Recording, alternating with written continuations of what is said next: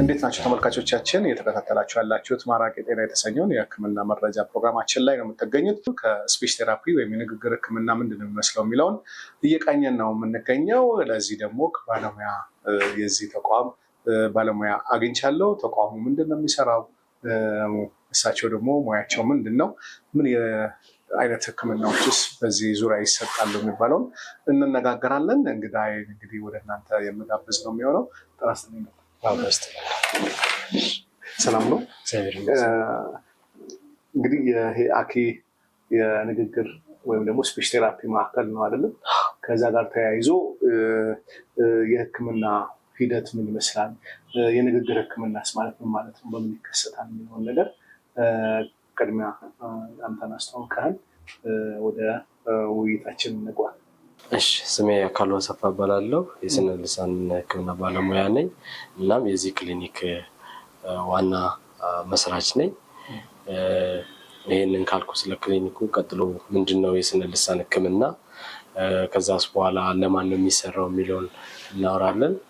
የመጀመሪያው ስነ ልሳን ህክምና ማለት እንግዲህ ከህፃናት ይጀምራል። ከህፃናት እስከ ትልቅ ሰው አገልግሎት ነው የምንሰጠው። ለህፃናት የምንሰጠው አፍ ላልፈቱ ልጆች፣ በተለያዩ ምክንያት አፋቸውን ላልፈቱ ልጆች የህክምና አገልግሎት እንሰጣለን። በሽታም ሊሆን ይችላል ወይ ደግሞ በተለያዩ የአካባቢ ላይ ብዙ ሰዎችን ባለማግኘት፣ በኤሌክትሮኒክስ ምክንያት፣ በተለያዩ መንገዶች አፋቸውን ያልፈቱ ልጆች ቴራፒ በመስጠት አፋቸውን እንዲፈቱና ሀሳባቸውን እንዲገልጹ እናደርጋለን።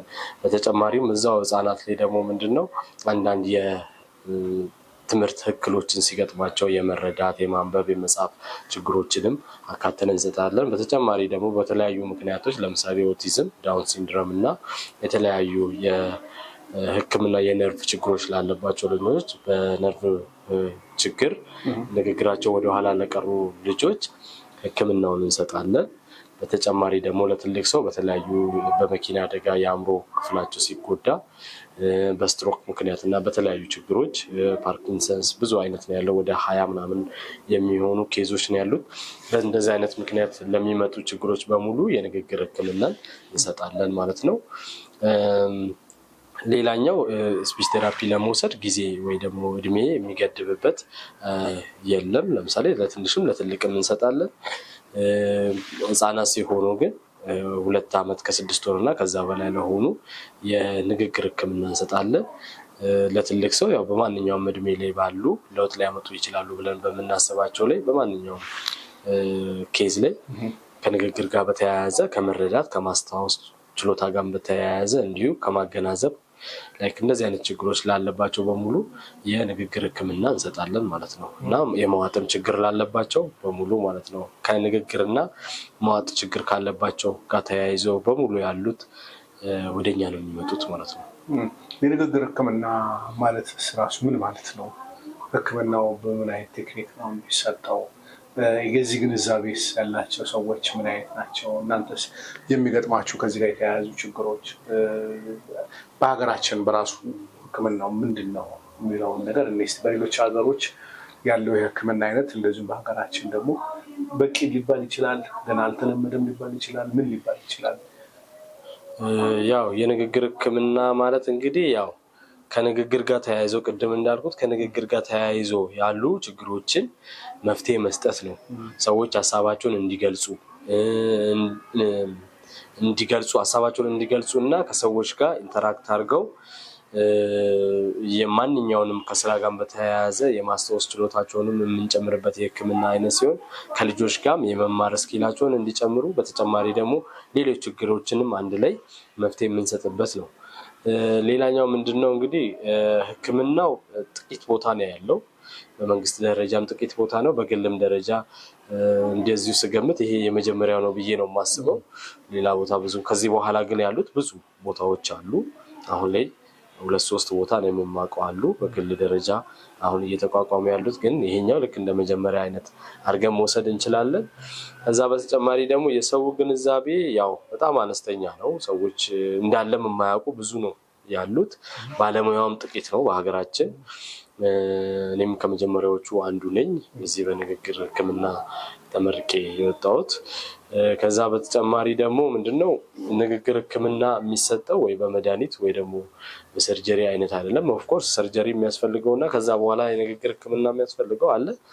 ከዛ በፊት ግን ንግግር ህክምና ማለት ማለማመድ፣ ማሰልጠን እንደገና ልክ እንደ ሪሃቢሊቴሽን አይነት ነገር ነው እና ብዙ ጊዜ ሰዎች ልክ እኛ እንደለመድነው ሐኪም ጋር ሲቀርቡ መድኃኒት ተጽፎላቸው የሚሄዱና ልክ እንደዚህ አይነት ህክምና ሊመስላቸው ይችላል። ግን እንደዛ ሳይሆን ጊዜ የሚፈልግ በጣም ትዕግስትን የሚፈልግና ከጊዜ ሂደት ከጊዜ ጋር አንጻር ለውጥ የሚያመጡበት የህክምና አይነት ነው። ምን አይነት ሰዎች ናቸው ህክምና በደንብ የሚያስፈልጋቸው አሁን ተብሎ ሊገለጽ ይችላል? እንደዚህ አይነት ሰዎች የዚህ አይነት ህክምና ያስፈልጋቸዋል ወይ እንደዚህ ችግር አለባቸው ተብሎ ሊገለጽ የሚችል ሁኔታ አለበት? አዎ አሉ። ለምሳሌ ኦቲዝም ያለበት ልጅ የንግግር ህክምና ያስፈልገዋል፣ የባህሪ ህክምና ያስፈልገዋል። አንድ ላይ ነው የምንሰጠው። ልክ እንደዚህ አይነት ነገሮች ያስፈልገዋል። ዳውን ሲንድረምም ልክ እንደዛው የመንተባተብ ወይ ደግሞ የመኮላተፍ የምንለው ትልቅ ሆኖ ልጆች በትምህርት ቤት ገብተው እየተማሩ የሚያስቸግራቸው የንግግር እክል አለ። ለምሳሌ ይሄ ድግግሞሽ ወይ ደግሞ መኮላተፍ የምንላቸው አይነት የንግግር ችግሮች አሉ። ስለዚህ ለነዛም መፍትሄዎች አላቸው።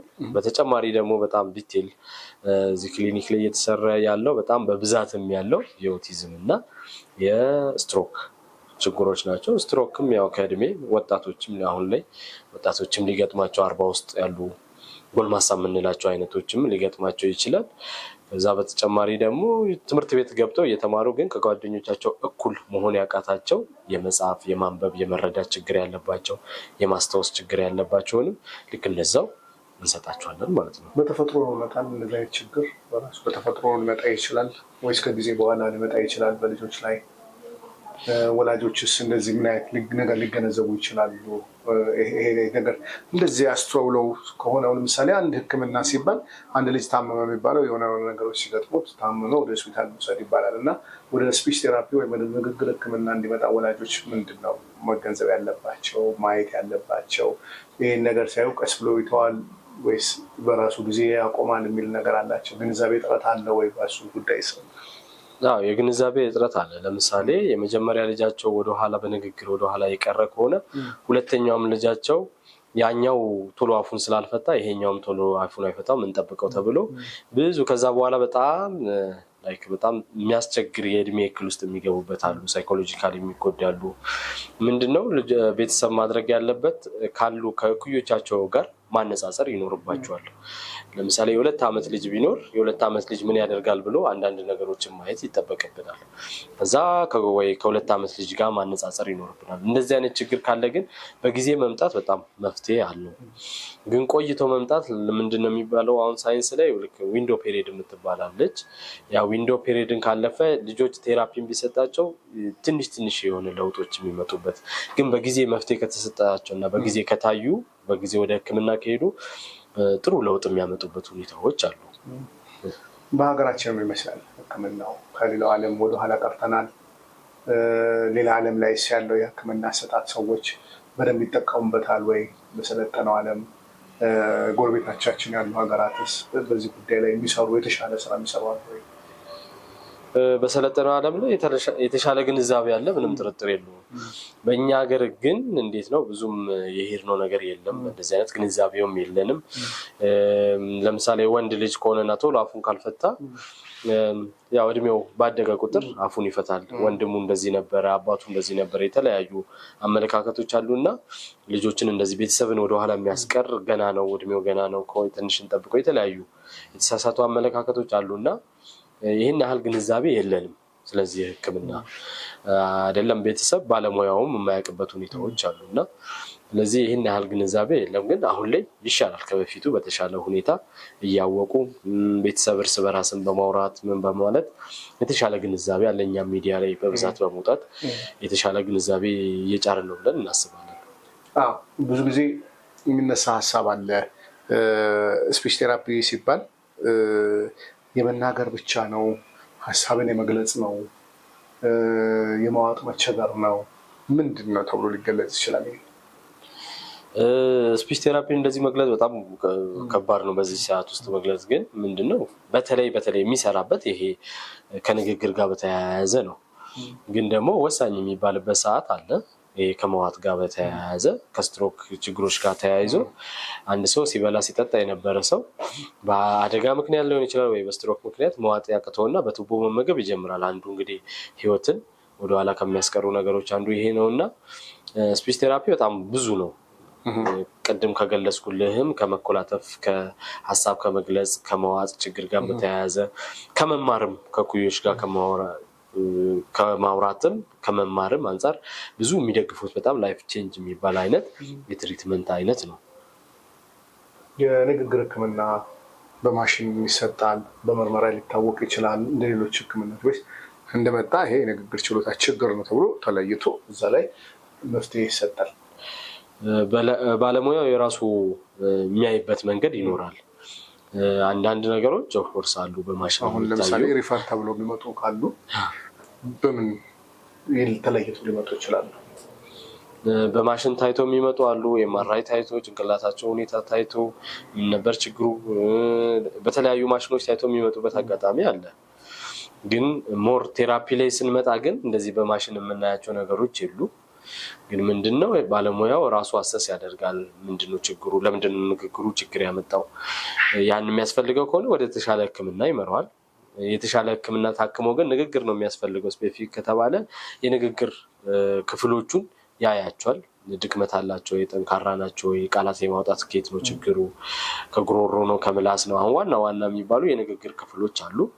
የከንፈር፣ ምላስ ወይ ደግሞ ላንቃ የምንለው እና ጉሮሮ እነዚህን አንድ ላይ ተመሳጥረው ነው ልክ እንደዚህ አይነት ንግግሮችን የሚያመጡት እና እነዚህን መጀመሪያ ቁጭ ብሎ ያይና ከዛ በኋላ ደግሞ ከአእምሮ ጋር ችግር ካለ ከአእምሮ ጋር አንድ ላይ አቀናጅቶ ባለሙያው የራሱ ዘዴዎች ይኖሩታል ነገሮችን እንደዚህ ለመለየት።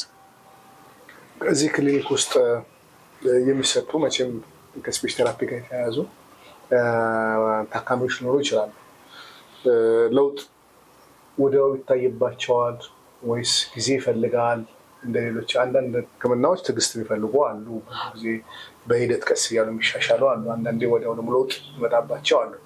በዚህ ስፒች ቴራፒ ማዕከል ውስጥ ወዲያው ለውጥ የተገኘባቸው ሰዎች አሉ ወይስ በሂደት የሚታዩ ናቸው? ለውጦቹ የሚታይ ነው? አዎ የሚታይ ነው።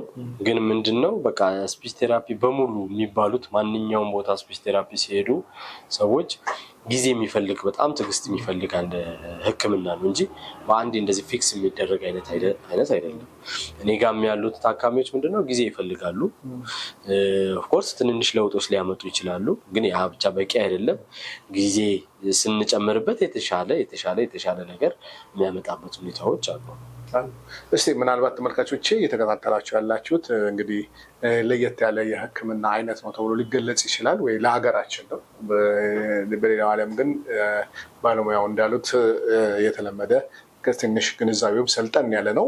ከዛ ጋር ተያይዞ እዚሁ ከሚታከሙ ወይም ደግሞ ስልጠናውን ወይም ደግሞ አገልግሎቱን ከሚያገኙ ሰዎች መካከል ደግሞ ባለሙያው የሚጋብዘን ሰው ካለ ከእሱ ጋር በተያያዘ እሱ እንዴት እንደነበረ ያለውን ነገር እስቲ የምታሳየን ነገር ካለ ከታካሚዎች ጋር እንገናኝ ደግሞ።